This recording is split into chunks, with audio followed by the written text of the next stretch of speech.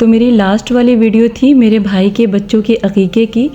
तो जहांगीर थे जलालुद्दीन साहब के बेटे और अली हसन थे अलाउद्दीन साहब के बेटे। तो माशाल्लाह दोनों ही बच्चे बहुत प्यारे हैं। लेकिन मैं ना वीडियो बहुत थोड़ी सी बना पाई, क्योंकि मैंने वीडियो की ज़िम्मेदारी अपने बेटे अमान को दे रखी थी कि वो बनाएंगे। तो स्टार्टिंग में उन्होंने बनाया और उसके बाद में 1-2 क्लिप मैंने भी बनाया, लेकिन बाद में उन्होंने ऐसी वीडियोस बना दी जिसमें बहुत सारी औरतों का चेहरा आ रहा था, यानी उसने पूरा सामने से वीडियो को बना दिया। तो मैंने उसको कट पीट किया और बहुत छोटी सी मेरे पास वीडियो बच पाई। तो आई थिंक 2-2.5 मिनट की वो वीडियो है जो मैंने लास्ट वाली वीडियो अपलोड की है। तो फ़िलहाल इरादा तो था कि पूरा शुरू से लेकर आखिर तक बनाएंगे, लेकिन बस माहौल नहीं बन पाया। और इस तरीके से जब भीड़ भाड़ हो जाता है ना, तो फिर मतलब समझ में नहीं आता कि हाँ क्या बनाया जाए क्या छोड़ा जाए। तो ज़्यादातर टाइम मेरा फ़ोन अमान के ही पास था और इस तरीके से बहुत कम क्लिप ऐड हो पाई। तो माशाल्लाह दोनों ही बच्चे बहुत खूबसूरत हैं, बहुत प्यारे हैं। और उस दिन बेइंतहा खूबसूरत लग रहे थे दोनों ही, यानी जहांगीर अली हसन दोनों ही बहुत प्यारे लग रहे थे और दोनों बहुत रोते हैं। और मैं सोच रही थी कि थोड़ी सी क्लिप उनकी लूँ, लेकिन दोनों कंटिन्यू रोए जा रहे थे। और जब इस तरीके से भीड़ भाड़ होती है ना, तो बच्चे बहुत घबरा जाते हैं और बहुत ज़्यादा ही रोते हैं। तो खैर आई होप कि आपने इंजॉय किया होगा।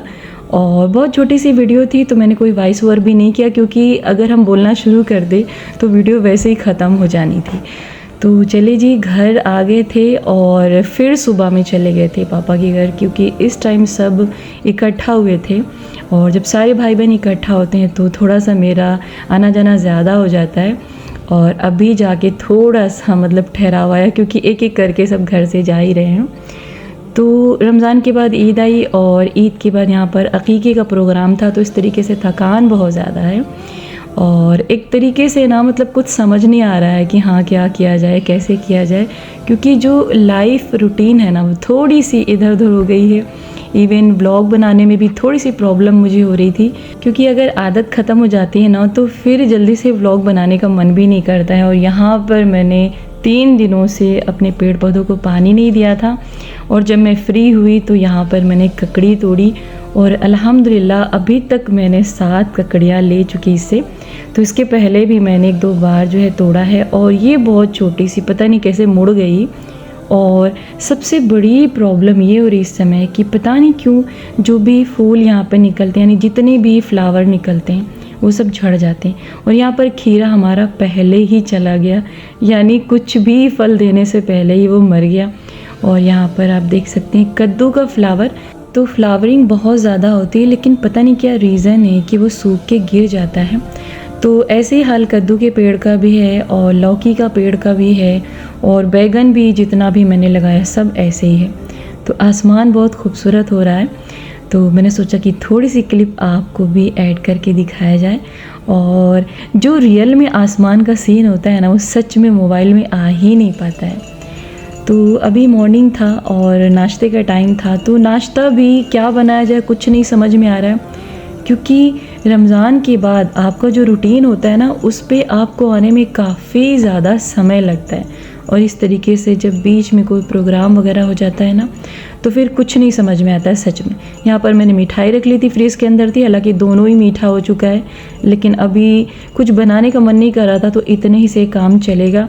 और टैंग तो लाजमी हो गया, हर दिन बच्चे पीते हैं, इवन मेरी भी आदत पड़ गई।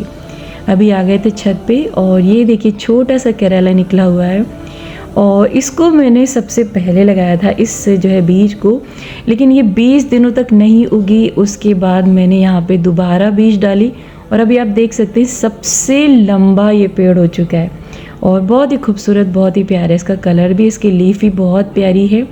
और यहाँ आप देख सकते हैं लौकी और कद्दू ये शांत पड़े हुए हैं, पता नहीं क्यों इनके फ्लावर गिर जा रहे हैं और मुझे रीज़न नहीं समझ में आ रहा है। हालांकि मैं पानी पर डे देती हूँ और कभी कभी मैं एक दिन गैप भी कर देती हूँ, तो मे भी पानी की क्वांटिटी ज़्यादा हो रही है कम हो रही, कुछ नहीं समझ में आ रहा है। तो ये थी पालक और ये है मेथी। तो अप्रैल के फर्स्ट वीक में मैंने लगाया था। और यहाँ पर मूली के पत्ते बहुत अच्छे निकले थे और मैंने सोचा कि इनको मैं तोड़ लेती हूँ और सब्ज़ी बना लेती हूँ। तो मूली बनी है नहीं बनी कुछ नहीं पता है, लेकिन पत्तियाँ बहुत अच्छी थी तो इनको मैं वेस्ट नहीं करना चाहती थी, क्योंकि बीच बीच में बहुत सारी पत्तियाँ येलो हो जाती हैं जिनको कि मुझे निकालना पड़ता है। तो मॉर्निंग में मैं आती हूँ और जो भी यहाँ पे कमी ज़्यादा हुई रहती है उसको ठीक करती हूँ, यानी जो भी पत्तियाँ रहती हैं उनको निकालती हूँ जो ख़राब हो जाती हैं, और जो भी छोटे मोटे घास रहते हैं उनको भी निकालती हूँ। तो फ़िलहाल बड़ा ही सुकून मिलता है इन पेड़ों के पास आके। तो सुबह शाम मैं दोनों वक्त आती हूँ और कभी सुबह में पानी देती हूँ, कभी शाम को पानी देती हूँ। तो अभी मैंने पानी दिया था और मैंने देखा यहाँ पे जो है 2 क्रो आए थे और वो पानी पी रहे थे। तो ऐसी बहुत सारी बर्ड्स भी आती हैं सुबह के टाइम, और मुझे ऐसा लगता है ना कि जब ये पेड़ बड़े हो जाएंगे, यहाँ पे मैंने कुछ फ्रूट्स के भी पेड़ लगाए, उसको मैं इंशाल्लाह आपको बाद में दिखाऊंगी। तो यहाँ पे बर्ड्स वगैरह बैठेंगी और शोर मचाएंगी, तो जो सुकून मिलेगा ना वो मतलब बहुत अच्छा होगा। तो इंशाल्लाह वो दिन जल्दी आए और बहुत अच्छा लगता है इन पेड़ों के पास बैठ के। तो आप भी पेड़ ज़रूर लगाइए। तो यहाँ पे मैंने पत्तियों को बहुत अच्छे से वॉश किया, क्योंकि बहुत ही ज़्यादा इसमें मिट्टी लगी थी। तो कई बार पानी को बदल के मैंने इसको क्लीन किया और लास्ट में मैंने इसको थोड़ा सा सोडा डाल के साफ़ किया। तो जितनी भी मैंने सब्जियां डाली, जो भी मुझे अभी मिल पा रही हैं, सबको मैं इसी तरीके से क्लीन करती हूँ। कई बार पानी से साफ़ करती हूँ और उसके बाद थोड़ा सा सोडा डाल के क्लीन करती हूँ, क्योंकि गोबर की खाद होती है और मिट्टी होती है। और आप समझ सकते हैं कि जो लोग बिना धोए सम टाइम जो है लोगों को मैंने देखा है कि वो नींबू होता है उसको नहीं धुलते हैं, मिर्ची नहीं धुलते हैं, धनिया नहीं धुलते हैं। तो आप प्लीज़ बहुत अच्छे से वॉश किया करिए, क्योंकि बहुत सारी खाद होती है इसके अंदर और मिट्टी होती, न जाने उसमें क्या क्या लगा होता है। बहुत अच्छे से क्लीन करना चाहिए। और यहाँ पर मैं आपको ये बताती चलूँ कि जो भी मैं यहाँ पर अभी सब्जियाँ ले रही हूँ ना अपने छत से, इतनी सॉफ्ट होती है ना और इतनी टेस्टी होती हैं खाने में। ककड़ी तो बहुत मीठी थी, हालांकि मुझे खीरा नहीं मिल पाया, लेकिन अल्हम्दुलिल्लाह ककड़ी बहुत मिली। और ये मूली के पत्ते बहुत ही सॉफ्ट थे और नेनुआ हमारा बाहर का था। तो इस बीच हम सब्जियां भी लाने गए और जो भी फल वगैरह था वो भी सब लेकर आए और कुछ गमले भी लेकर आए। तो अभी जो है जिस तरीके से मैंने प्लान किया है वो सब पूरा नहीं हो पाया है और इंशाल्लाह धीरे धीरे करके कंप्लीट होगा। तो अभी जहाँ से हम गमले लाते थे वहाँ गमले भी ख़त्म हो, यानी जिस डिज़ाइन का मैं ले रही थी वो भी वहाँ पे नहीं बना हुआ है। तो देखते हैं कब जाना होता है। और अभी यहाँ पे कपड़े वॉश करके रखे थे उसको भी हटा रहे थे। तो हर दिन बहुत सारे कपड़े निकलते हैं, इवन गर्मी में तो बहुत ही ज़्यादा कपड़े इकट्ठे हो जाते हैं और इनको धुलना तो आसान होता है, लेकिन इनको आयरन करना बहुत मुश्किल होता है, क्योंकि गर्मियों में बिल्कुल कड़क हो जाते हैं।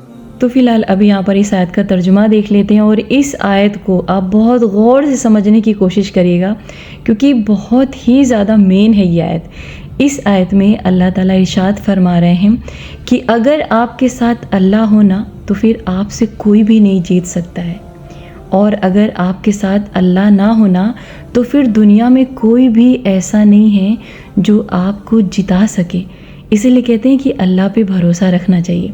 बहुत सारे लोग बहुत सारी परेशानियों में मुब्तला रहते हैं, लेकिन वो कभी ये गौर नहीं करते हैं कि उनको अल्लाह को राज़ी करना है, क्योंकि जब आप अल्लाह को राज़ी कर लेते हैं ना तो फिर दुनिया में कोई भी ऐसा नहीं जो आपको हरा सके। आपने शायद गौर नहीं किया, कुछ ऐसे लोग भी होते हैं दुनिया में जिनको सिर्फ अल्लाह पे यकीन होता है, और अगर पूरी दुनिया उनके ख़िलाफ़ हो भी जाती है ना तो भी बड़े इत्मीनान और बड़े सुकून के साथ अपनी ज़िंदगी में रहते हैं, क्योंकि उन्हें सिर्फ अल्लाह पे भरोसा होता है। और यकीन मानिए अल्लाह उनका साथ देता भी है। और बहुत सारे लोग ऐसे भी हैं जिनका बहुत सारे लोग साथ देते हैं। आपने देखा होगा कि उनके इर्द गिर्द बहुत सारे लोग होते हैं, लेकिन उनका सबसे गलत अमल ये होता है कि वो अल्लाह के सिवा पूरी दुनिया पे भरोसा रखते हैं, लेकिन अल्लाह पे भरोसा नहीं रखते। यही वजह है कि पूरी दुनिया उनके साथ होने के बावजूद भी वो तन्हा लगते हैं और तन्हा दिखते भी हैं, यानी भीड़ भाड़ में होने के बावजूद भी वो तन्हा ही रहते हैं। तो इसीलिए आपको सिर्फ अल्लाह से मदद मांगनी चाहिए। आपकी ज़िंदगी में बड़े गम हो छोटे गम हो उसकी परवाह मत करिए, क्योंकि अल्लाह बहुत बड़ा है। आप अपने आप को कभी देख के अल्लाह से दुआ मत करिए, बल्कि अल्लाह की जो है शान देख के उससे मांगिए, और उसकी शान बहुत बड़ी है। वो जब बंदे को हाथ फैलाए हुए देखता है ना तो दुआएं रद्द नहीं करता है। तो भरोसा उसी पे रखिए, क्योंकि उसके अलावा आपको कोई जिता नहीं सकता है।